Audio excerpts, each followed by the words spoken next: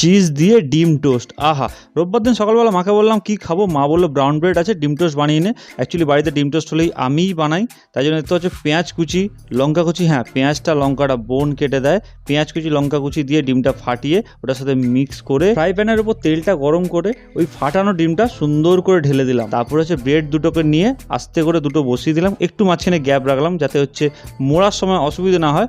এবার একটা চিজের লেয়ার ফেলে দিলাম, মানে চিজটা মাঝখানে ফেলে দিয়ে জাস্ট উল্টে করে পাল্টে দিলাম, মানে উল্টে পাল্টে দিলাম, ওর উপর দুটো ভাঁজ হয়ে গেল।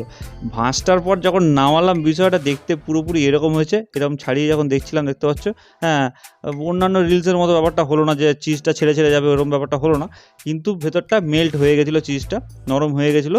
এবার টমেটো সসটা নিয়ে নিয়েছিলাম একটু, টমেটো সসের সাথে যখন মাখিয়ে কামড় মারলাম, আহা হা, চিজের ওই নুননুনে ব্যাপারটা আর ডিম টোস্টের টেস্ট হেভি লাগছিলো সসের সাথে, জাস্ট ফাটাফাটি লাগছিলো।